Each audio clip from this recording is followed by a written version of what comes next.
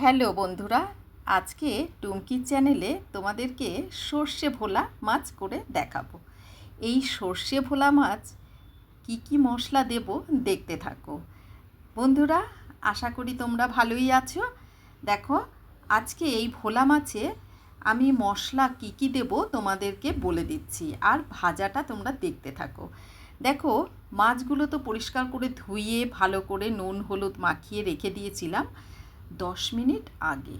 তারপরে একে একে ফ্রাই প্যানে ভেজে নিয়েছি, কারণ এই মাছ ভীষণ নরম হয়। আর আজকের মাছটা না ভীষণ টাটকা, কিন্তু ভোলা মাছ টাটকা হলেও নরম হয়। একে আলতো আলতোভাবে ভাজতে হবে, সোনালি করে ভেজে রাখছি। দেখো, তুলতে গিয়েই ভেঙে যাচ্ছে। আর কি বলবো, দেখতে থাকো, সাথে থাকো, পাশে থাকো।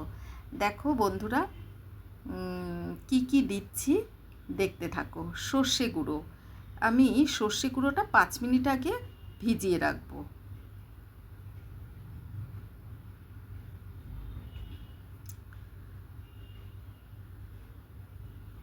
ভালো করে মিক্সিং করে নিচ্ছি সর্ষে গুঁড়োটা, তাহলে একটু ভিজে ফুলে উঠবে।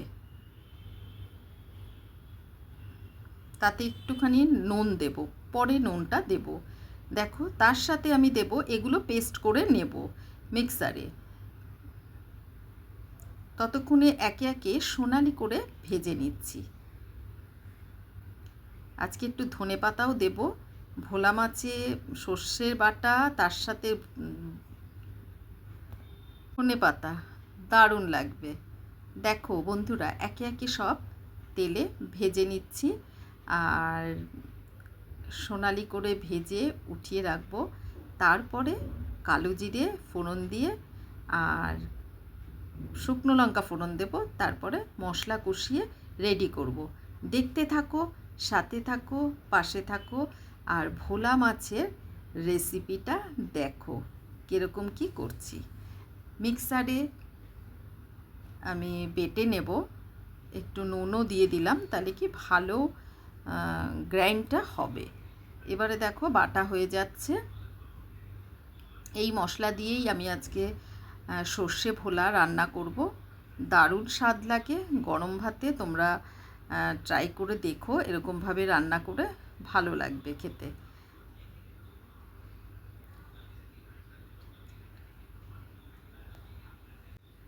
এবারে মশলাগুলো আমার রেডিও হয়ে গেল। তারপরে আমি ভোলা মাছটা একে একে ভাজা হয়ে গেলে তারপরে আমি মাছের ঝোলটা করব ওই মশলাগুলো দিয়ে।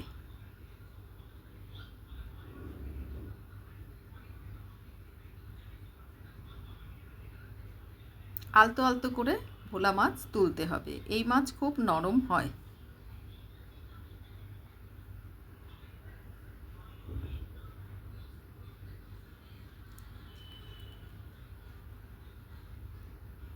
দেখো, এবার মশলাগুলো বাটা হয়ে গেছে। ওই বাটা মশলাগুলো আমি একে একে সব দিয়ে দিলাম একটা পাত্রে, তাহলে ঢালতে আমার সুবিধা হবে। মাছগুলো ভাজাও হয়ে গেছে। এবারে আমি একটা থালার মধ্যে রাখলাম।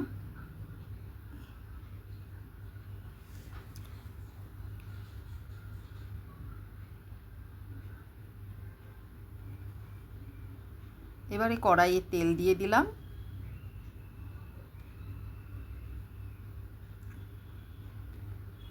গরম হয়ে গেলে শুকনো লঙ্কা আর কালো জিরে দেব। ভোলা মাছে কালো জিরেটা দারুণ মানায় আর ভালোও লাগে। এবারে দেখো, পেস্ট করা এখানে পেঁয়াজ আর লঙ্কা বাটা আর টমেটো একবারে দিয়ে দিচ্ছি, দিয়ে ভালো করে কষিয়ে নিচ্ছি।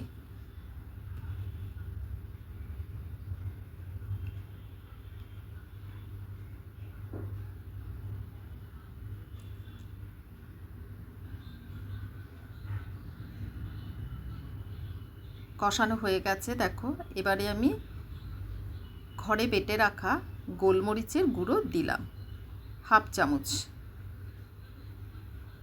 এবারে যেই কড়াটাতে না, ফ্রাই প্যানে যে আমি মাছগুলো ভেজেছিলাম ওই মাছের জল গরম করে দিলাম। অল্প অল্প করে জল গরম করে দিচ্ছি, তাতে কষানোটা ভালো হবে। পরে হলুদটা দিলাম, কারণ হলুদ আগে দিলে পুড়ে যাওয়ার সম্ভাবনা থাকে। আর দেখো অনেকটাই আমার কষানো হয়ে গেছে।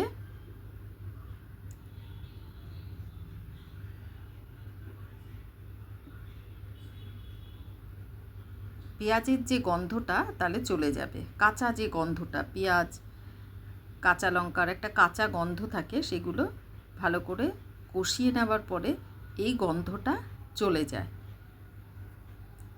এবারে লাস্টে আমি সর্ষে গুঁড়োটা দিয়ে দিলাম। দেখো বন্ধুরা, সর্ষে দিয়ে বেশিক্ষণ কিন্তু ভাজা ভাজা করব না, তাহলে তিতো হয়ে যাবে। আমি আগে থাকতে নুনও দিয়ে রেখেছিলাম সর্ষের মধ্যে, তাহলে তেতো ভাবটা থাকবে না। অনেক সময় মানে তেতো ভাবটা থাকে, তার জন্য নুনটা দিলে কি তেতো ভাবটা হয় না।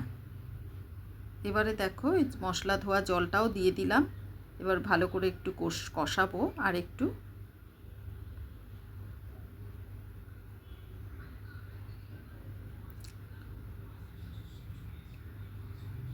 অল্প অল্প করে গরম জল দিচ্ছি আর কষাচ্ছি।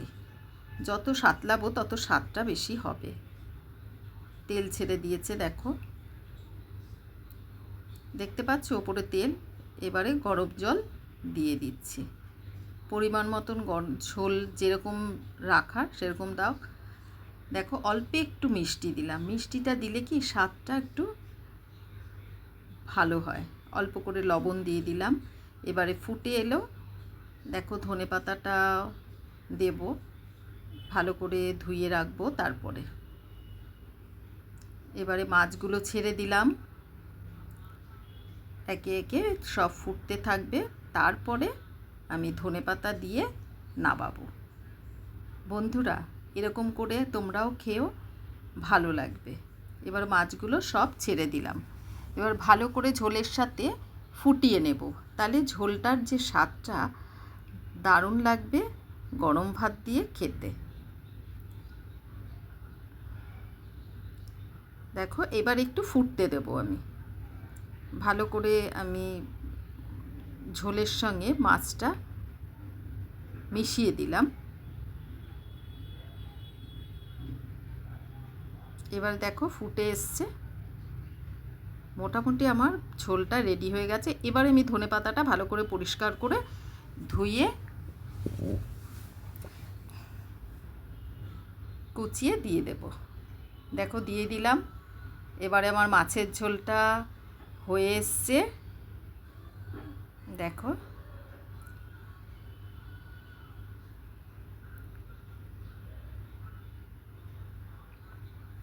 দেখো রেসিপিটা কীরকম লাগলো তোমরা অবশ্যই কমেন্ট করে জানাবেন। আর প্রচুর প্রচুর ভালো লেগে থাকলে লাইক কমেন্ট শেয়ার করবে।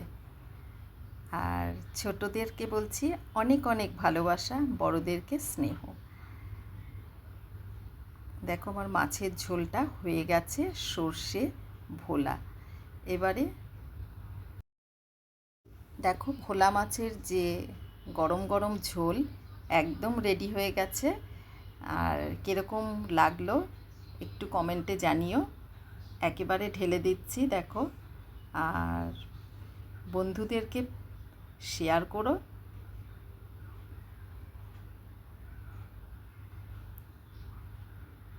অনেক অনেক ভালোবাসা রইল। আজকে এই পর্যন্ত, বাই।